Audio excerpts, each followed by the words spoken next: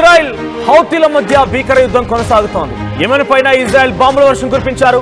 తీర ప్రాంతం నగరం హౌడా పైన ఇజ్రాయెల్ దాడి చేసింది. యెమెన్ చమురు ట్యాంకర్ ధ్వంసం చేసింది. 30 యుద్ధ విమానాలతో ఇజ్రాయెల్ దాడికి తెరలేపింది. టెల్ అవీవ్ లోని ఇంటర్నేషనల్ ఎయిర్పోర్ట్ పైన హౌతీల మిసైల్ దాడికి ప్రతీకారంగా ఇజ్రాయెల్ అటాక్ చేసింది. సో ఇటీవల కాలంలో టెల్ అవీవ్ లోని ఒక ఇంటర్నేషనల్ ఎయిర్పోర్ట్ పైన దాని ఏఎండిగా చెప్తూ ఉంటారు. ఏఎండి ఇంటర్నేషనల్ ఎయిర్పోర్ట్ పైన అటు హౌతీలు చేసినటువంటి దారుణానికి గాను ప్రతీకార దాడిగా ప్రజెంట్ ఇజ్రాయెల్ కూడా దాడులకు తెరలేపింది. ఈ నేపథ్యంలోనే ఒక్కసారిగా హౌతీలు అల్లాడిపోతున్నారు. ముఖ్యంగా మరోవైపు యెమెన్ రాజధాని సనా పైన కూడా అమెరికా మెరుపు దాడులతో రెచ్చిపోయింది. సో ఒకవైపు నుంచి అమెరికా, మరోవైపు నుంచి ఇజ్రాయెల్, ఇరువైపుల నుంచి కూడా హౌతీలకి చుక్కలు చూపించారని చెప్పొచ్చు. ఎందుకంటే మనం ఇక్కడ హౌతీల గురించి ఎందుకు మాట్లాడాల్సి వస్తుంది, హౌతీలకు చుక్కలు అనే పదం ఎందుకు మాట్లాడుతున్నానంటే ఇదే హౌతీలు పాకిస్తాన్కి వెళ్ళి సపోర్ట్ చేశారు. పాకిస్తాన్ దగ్గర ఈ పహల్గామ్ దాడి ఘటన కంటే ఒక వారం రోజుల ముందు అక్కడ ర్యాలీలు చేశారు. అక్కడ పెద్ద ఎత్తున వారంతా కూడా మద్దతు కలబట్టి ఇప్పుడు కూడా పాకిస్తాన్ కనుక భారత్తో యుద్ధానికి దిగితే ఇది హౌతీలు అంతా కలిసి డైరెక్ట్గా మనకేం ఇబ్బంది లేదు. డైరెక్ట్గా హౌతీలకు మనకు అసలు భారత్కి ఎటువంటి భిన్నాభిప్రాయాలుగా ఎటువంటి విభేదాలు లేవు. కానీ అమెరికా మనకు సపోర్ట్ చేస్తోంది కాబట్టి హౌతీలకు మనం శత్రువుగా మారాం. ఇజ్రాయిల్ మనకు సపోర్ట్ చేస్తోంది కాబట్టి హౌతీలకు శత్రువులుగా మారాం. సో ఈ నేపథ్యంలో పాకిస్తాన్ వైపు నుంచి కూడా పాకిస్తాన్లోకి ఎంట్రీ ఇచ్చి పాకిస్తాన్లో వారితో కలిసి ఇక్కడ హౌతీలు కూడా ఒక టెర్రర్ గ్రూప్ అని చెప్పొచ్చు. హౌతీలు కూడా ఒక టెర్రర్ గ్రూపే. హౌతీలు కూడా ఒక రకంగా టెర్రరిజాన్ని పెంచి పోషిస్తున్నటువంటి వ్యక్తులు అని చెప్పొచ్చు. సో హౌతీలు కూడా భారత్ పైన పాకిస్తాన్తో చేతులు కలిపి వారు కూడా కాలు దూవుతున్నారు. కాబట్టి ఈ దుర్మార్గులు కూడా డెఫినెట్గా హతమవ్వాల్సినటువంటి ఒక లక్ష్యం కూడా భారత్ వైపుగా ఉంది. సో అక్కడ ఏఎండి ఎయిర్పోర్ట్ని ఇక్కడ నెతన్యాహు అటు ఇజ్రాయెల్ ప్రెసిడెంట్ చెప్తున్న ప్రకారంగా ఆయన ఒక ట్వీట్ చేశారు. సో ఏమన్నారంటే Israel will respond to Houthis attack against our main airport AMD అనేటువంటి ఒక మెయిన్ ఎయిర్పోర్ట్ పైన అటువైపు నుంచి వారంతా దాడులకు తెరలేపారు కాబట్టి హౌతీలు దాడులకు తెరలేపారు కాబట్టి దానికి ధీటైనటువంటి సమాధానం రావాల్సి ఉంది. సో మరి ముఖ్యంగా హౌతీలకి ఇరాన్ మద్దతు ఇస్తోంది. సో ఇరాన్ అంత కూడా చూడాల్సిన అవసరం ఉంది. Iranian terror masters so at a place of our choosing to the Iranian terror masters, ఇరానియనే ఈ టెర్రరిజాన్ని పెంచి పోషిస్తోంది, హౌతీలకు మద్దతుగా నిలబడుతోంది. సో ఇరానియన్ని కూడా అంతమొందించాల్సిన అవసరం ఉందంటూ ఆయన ట్వీట్ చేశారు. అంతకంటే ముందు అమెరికా ప్రెసిడెంట్ డొనాల్డ్ ట్రంప్ కూడా ఒక ట్వీట్ చేశారు. Let nobody be fooled, the 100 of attacks being made by Houthis, the sinister mobsters and thugs based in Yemen. So యెమెన్లో ఉన్నటువంటి టెర్రరిజం, ఈ యొక్క దుర్మార్గులు, ఈ దొంగల మూట కొన్ని వందల సంఖ్యలో దాడులకు తెరలేపింది. సో ఇప్పుడు ఆ యెమెన్లో ఉన్నటువంటి హౌతీలని హతమార్చాల్సిన అవసరం ఆసనమైంది. సో వీళ్ళంతా కూడా ఇరాన్ ద్వారా క్రియేట్ చేయబడ్డ వ్యక్తులు. సో ఫర్దర్గా హౌతీస్ నుంచి ఎటువంటి అటాక్ జరిగినా కూడా విత్ ఎ గ్రేట్ ఫోర్స్ మేము కూడా రియాక్ట్ కావాల్సి వస్తుందని చెప్పి అక్కడ వాళ్ళు చెప్పారు. So Iran has played the innocent victim. So Iran ఏం చెప్తున్నట్టు ఇక్కడ ఇన్నోసెంట్ విక్టిమ్లా తాను కూడా ఒక బాధితుడిగా చెప్తోంది. కానీ అన్నిటికీ పెంచి పోషించేది టెర్రరిజం గ్రూప్ని ఎంకరేజ్ చేసేది ఇరాన్ అనేది డొనాల్డ్ ట్రంప్ ట్వీట్లో మెన్షన్ చేశారు. సో ఇక్కడ ఆయన ఏం చెప్తున్నారంటే మరోవైపుగా they are dictating every move, giving them the weapons, supplying them with money and highly sophisticated military equipment. ఇరానే ఈ హౌతీలకి అన్ని రకాలుగా యుద్ధ సామాగ్రిని సమకూరుస్తోంది, డబ్బులు ఇస్తోంది, వెపన్స్ ఇస్తోంది. సో యుద్ధం చేయడానికి అన్ని రకాలుగా అక్కడి నుంచే డైరెక్షన్స్ వస్తున్నాయని చెప్పి ఆయన చెప్పుకొచ్చారు. So even called intelligence, every shot fight by Houthis will be looked upon from this point forward as being a short fight from the weapons and leadership from Iran, and Iran will be held responsible. అటువైపు నుంచి హౌతీల దగ్గర నుంచి ఎటువంటి దాడులు జరిగినా, దాడులకి తెరలేపినా ఇకపైన Iran అంతమొందిస్తాం, Iran సంగతి చూస్తాం, ఇరానే వీటన్నిటికీ కారణంగా భావించాల్సి వస్తుంది. కాబట్టి ఇరానే రెస్పాన్సిబుల్ తీసుకోవాల్సిందే.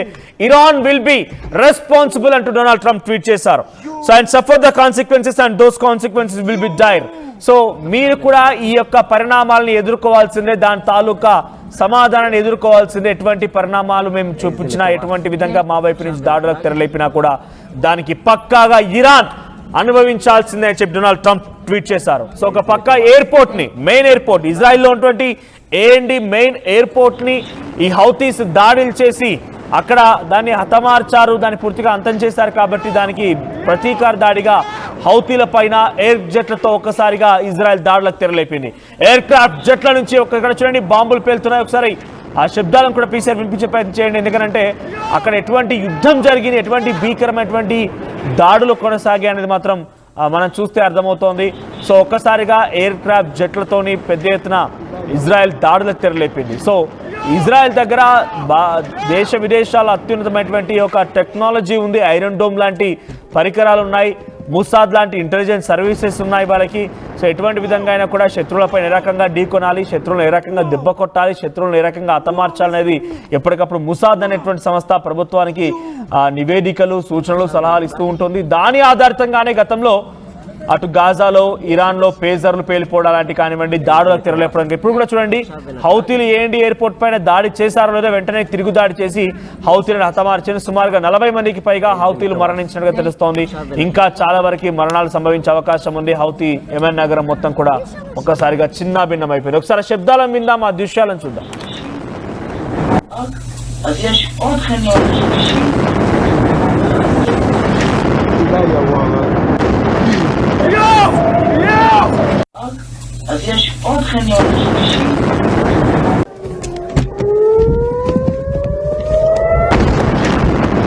וואו! וואו! וואו! עכשיו בנתב"ג? יש שם משהו. איזה מטורף. עכשיו בנתב"ג? కేవలం ఇజ్రాయెల్ యెమెన్ పైనే కాదు, యెమెన్ తో పాటుగా లెబనాన్ అండ్ సిరియాల పైన కూడా దాడులకు తెరలేపింది. ఈ ప్రాంతాల్లో కూడా పెద్ద ఎత్తున భీకరంగా దాడులు కొనసాగుతున్నాయి. ఎయిర్ క్రాఫ్ట్ జెట్లతో ఎయిర్ మిసైల్స్ ప్రయోగిస్తోంది. పెద్ద ఎత్తున మిసైల్స్ యెమెన్ భూభాగాన్ని చీల్చుతున్నాయి. ప్రస్తుతం యెమెన్, లెబనాన్, సిరియాల పైన దాడులు చేస్తున్న నేపథ్యం ఇప్పటివరకు హౌతీలు సుమారుగా 54 మంది దుర్మరణ పాలని చెప్తున్నారు. అక్కడ అఫీషియల్ ఇన్ఫర్మేషన్ ప్రకారంగా ఈ డాటా అంతోంది. మరి ముఖ్యంగా హెలికాప్టర్ల ద్వారా, జెట్స్ ద్వారా, ఎయిర్ ఫైటర్స్ ద్వారా, ఆర్టిలరీ పౌండ్స్ ద్వారా గాజా పైన ప్రతీకార దాడులకి తెరలేపుతోంది ఇజ్రాయెల్. ఏమాత్రం కూడా తగ్గడం లేదు. ఇజ్రాయెల్ దాడులకి గాజా, లెబనాన్, సిరియా, యెమెన్లో అల్లాడిపోతున్నాయి. ఈ ప్రాంతాల్లో పెద్ద ఎత్తున టెర్రరిజాన్ని పెంచి పోషించేటువంటి అవకాశం ఉంది. ముఖ్యంగా ఇరానే వీళ్ళందరికీ సపోర్ట్ ఇస్తాం, అన్ని రకాల యుద్ధ సామాగ్రిని, డబ్బుల్ని అన్నింటినీ సమకూరుస్తుందని పక్కాగా ఇజ్రాయెల్ సంబంధించి ముసాద్ అనేటువంటి ఇంటెలిజెన్స్ సంస్థ పసిగట్టింది. ప్రస్తుతం దానికి ప్రతీకార దాడులకి వ్యూహరచన చేసింది కూడా ఈ ముసాద్ లాంటి సంస్థలే. సో ముసాద్ లాంటి ఒక కీలకమైన international level number 1 recognised intelligence విభాగం ఇజ్రాయెల్ దగ్గర ఉంది. ఐరన్ డోమ్ లాంటి పరికరాలు ఉన్నాయి, చాలా యుద్ధ సామాగ్రి కూడా ఉంది. సో ఇక్కడ ఇంకా అక్కడ యుద్ధం కొనసాగుతుంది. ఇప్పటివరకు 52 మంది మరణించారు. ఇంకా ఈ మరణాల సంఖ్య పెరిగొచ్చిన అవకాశం ఉంది. ఇక ఇజ్రాయెల్ అటు గాజా వైపుగా పెద్ద ఎత్తున మిసైల్స్ ని, ఎయిర్ ఆర్టిలరీని, ఫైటర్ జెట్స్ ని ఇంకా రంగంలోకి దింపుతోంది. సో ప్రజెంట్ అక్కడ 2 మిలియన్ ప్రజలంతా ఉన్నారు. వారందరూ కూడా అల్లాడిపోతున్నారు. వారంతా కూడా ఇక్కడ కొంతమంది చేసేటువంటి టెర్రరిజాన్ని పెంచి పోషించేటువంటి వ్యక్తుల వల్ల వీరంతా అల్లాడిపోతున్నారు. కానీ ఏం చేయలేం, వారందరినీ కూడా మనం డెఫినెట్ గా వారితో పాటే అంతమొందించాలి అని చెప్పి అటు Israel prime minister Benjamin Netanyahu కూడా చెప్తున్నారు. ఇంకా ఈ దాడులు కొనసాగుతున్న నేపథ్యంలో ఇంకా చాలా వరకు ఉండే అవకాశం ఉంది. ఇక అల్మవిసా ఏరియా అనేది ఒకటి, వెస్ట్ కాన్ ఆఫ్ యోనస్, ఈ ప్రాంతాలకు టార్గెట్ గా అక్కడ దాడులకు తెరలేపుతున్నారు. అట్లీస్ట్ ఒక 10 మంది వరకు ఈ రోజు ఉదయం నుంచి మళ్ళీ సుమారు గంట సేపట్లో 10 మంది వరకు హతమైనట్టుగా ఇజ్రాయెల్ చెప్తోంది. ఇక 30 ఇజ్రాయెల్ వార్ ప్లేన్స్ అన్ని కూడా యెమెన్ గగనతలంపై నుంచి ఎగురుతూ మిసైల్స్ ని ప్రయోగిస్తున్నాయి. 30 వార్ ప్లేన్స్ అని అంటే చిన్న విషయం ఏం కాదు. వాటి నుంచి మిసైల్స్ ప్రయోగిస్తున్నటువంటి సిచ్యువేషన్ కనబడుతోంది. టెల్ అవీవ్ అనేటువంటి ఒక ఇజ్రాయెల్ సంబంధించినటువంటి మెయిన్ ఇంటర్నేషనల్ ఎయిర్పోర్ట్ పైన దాడికి ప్రతీకార దాడులుగానే ప్రస్తుతం ఇజ్రాయెల్ ఈ దాడులకు తెరలేపింది. సో పాలిస్తాన్ ఆథర్ మొసాబ్ అబూ తోహా అనే వ్యక్తి ఒక ఇజ్రాయెల్కి మద్దతుగా ఉన్నటువంటి వ్యక్తికి సంబంధించి ఆ ఆర్టికల్స్ ఇలా చాలా పెద్ద ఎత్తున రాసుకొచ్చినటువంటి వ్యక్తిగా తెలుస్తోంది. సో ఇంకా ఈ వార్ కొనసాగుతోంది. ఈ వార్కి సంబంధించి ప్రస్తుతం యెమెన్లు, హౌతీలు, తర్వాత అటువైపుగా ఉన్నటువంటి లెబనాన్, సిరియా, గాజా ప్రాంతాల ప్రజలు మొత్తం కూడా అల్లాడిపోతున్నారు.